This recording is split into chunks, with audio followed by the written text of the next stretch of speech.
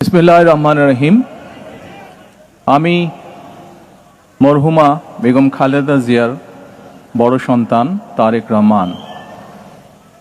আমি আজকে এখানে উপস্থিত সকল ভাইয়েরা এবং বোনেরা যারা উপস্থিত আছেন, মরহুমা বেগম খালেদা জিয়া জীবিত থাকাকালীন অবস্থায় যদি আপনাদের কারো কাছ থেকে কোনো ঋণ নিয়ে থাকেন, দয়া করে আমার সাথে যোগাযোগ করবেন, আমি সেটি পরিশোধের ব্যবস্থা করব ইনশাআল্লাহ। একই সাথে উনি জীবিত থাকাকালীন অবস্থায় ওনার কোনো ব্যবহারে, ওনার কোনো কথায় যদি কেউ আঘাত পেয়ে থাকেন, তাহলে মরহুমার পক্ষ থেকে আমি আপনাদের কাছে ক্ষমা প্রার্থী। দোয়া করবেন আল্লাহ তাআলা যাতে ওনাকে বেহেশত দান করেন। আসসালামু আলাইকুম। আসসালামু আলাইকুম।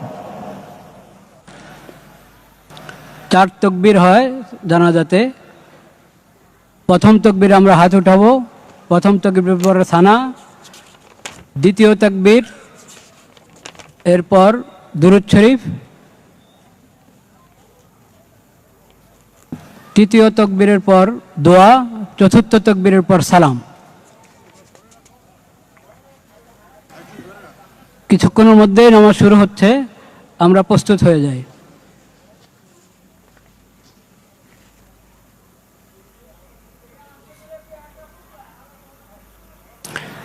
নামাজের ছবি তোলার কোনো প্রয়োজন নাই। নামাজের আবার ছবি হয় নাকি? এটা তো দোয়া, আল্লাহর দরবারে দোয়া করব।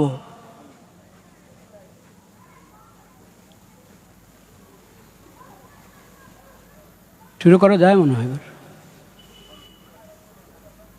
ঠিক আছে, দরকার আছে। আচ্ছা,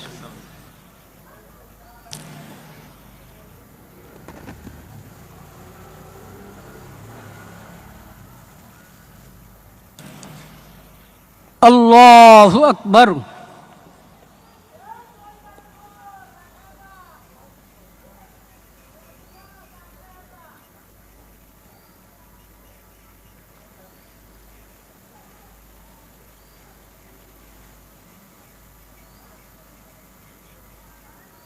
আল্লাহু আকবার।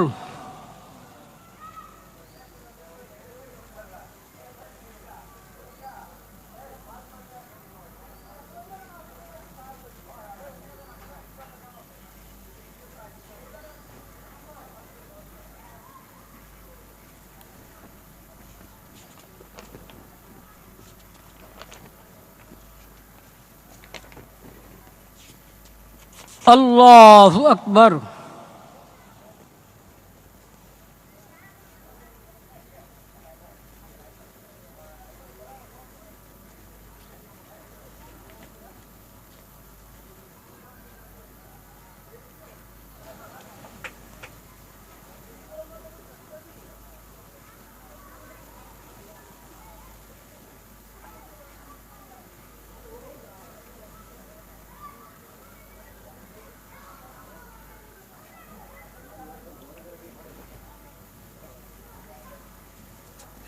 আল্লাহু আকবার। আসসালামু আলাইকুম ওয়া রাহমাতুল্লাহ। আসসালামু আলাইকুম ওয়া রাহমাতুল্লাহ।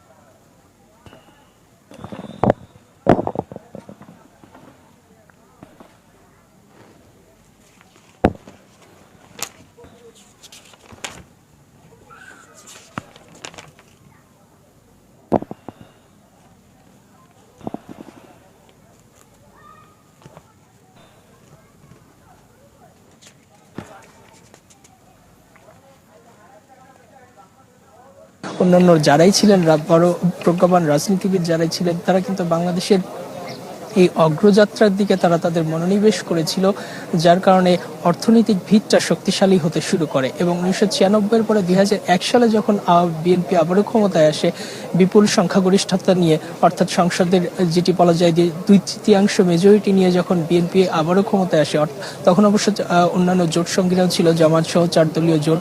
তো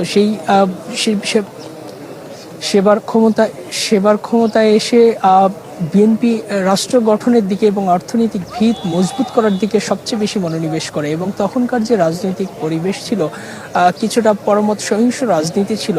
এখন সেই রাজনীতির প্রেক্ষাপটে বিরোধী দলের যারা তৎকালীন আওয়ামী লীগ এবং অন্যান্য দল যারা ছিল, তারা রাজপথে রীতিমতো আন্দোলন সংগ্রাম বা তারা তাদের দাবিগুলো ঠিকঠাক মতো অন্তত প্রকাশ করতে পারত, রাজপথে নামতে পারত। সময়ের যে পরবর্তী প্রেক্ষাপটে আমরা দেখেছি সেনা সমর্থিত যে তত্ত্বাবধায়ক সরকার, অর্থাৎ ফখরুদ্দিন আহমেদের যে সরকারটি আসে, সেই সরকার এসে বাংলাদেশের এই দ্বিদলীয় বৃত্ত বা আওয়ামী লীগ বিএনপির এই যে পর্যায়ক্রমে একে একে রাজনীতিতে বা ক্ষমতায় ফিরে আসা, এই বৃত্তটি ভাঙতে চেয়েছিল। এবং তারই ফলশ্রুতি সেই বিখ্যাত -2 ফর্মুলা তারা অ্যাপ্লাই করতে চেয়েছিল। আওয়ামী লীগ সভানেত্রী শেখ হাসিনাকে দেশের বাইরে পাঠাতে তারা সক্ষম হয়। এই সময় কিন্তু বেগম জিয়ার 2 ছেলে তারেক রহমান এবং আরাফাত রহমান কোকোর উপর নির্যাতন করা হয়, তাকে কারাবন্দী করা হয়।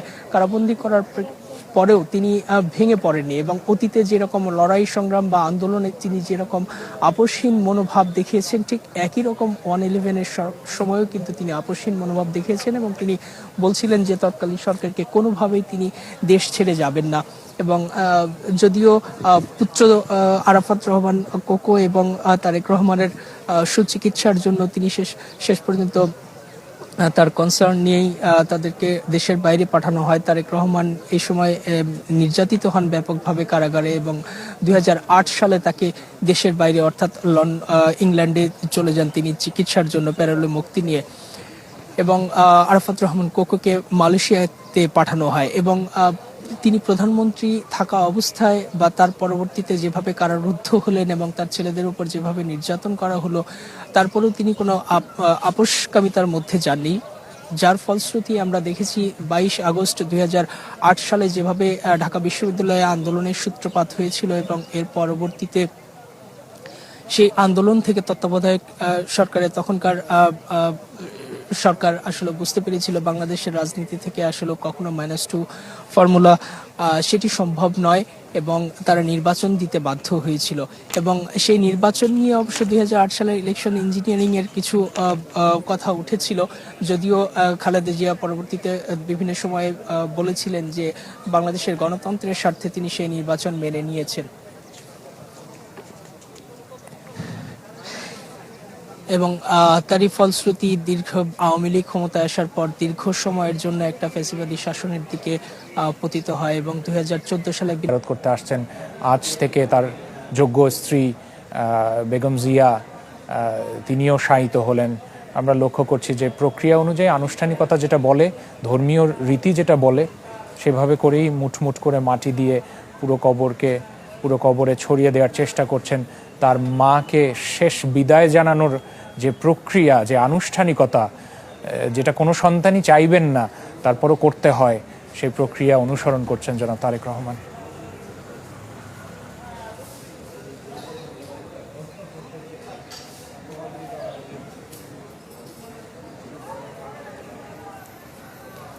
এরপর তার কর্ম থেকে যাবে, তার রাজনৈতিক বর্ণিল ইতিহাস, বর্ণিল ক্যারিয়ার থেকে যাবে। কিন্তু আজকের পর আর এই মুহূর্তের পর যারা নারী সদস্য রয়েছেন পরিবারের, তাদের কাছ থেকে শেষ স্পর্শ, সেই স্পর্শ নিয়ে নিচ্ছেন কর্মীরা।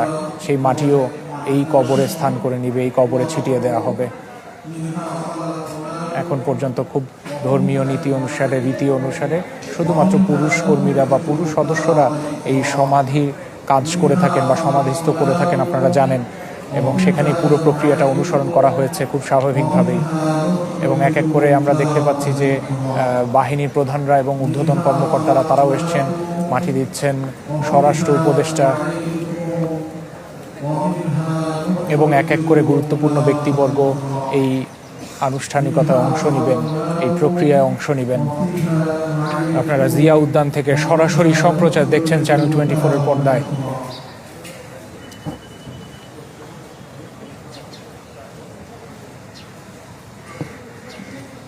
না জানে কত মানুষ এখন এই জিয়া উদ্যানের বাইরে অধীর আগ্রহে অপেক্ষা করছেন, তারা আবেগ আপ্লুত। তারা কিছুক্ষণ আগে জানাজায় অংশ নিয়েছেন। আমরা বিএনপি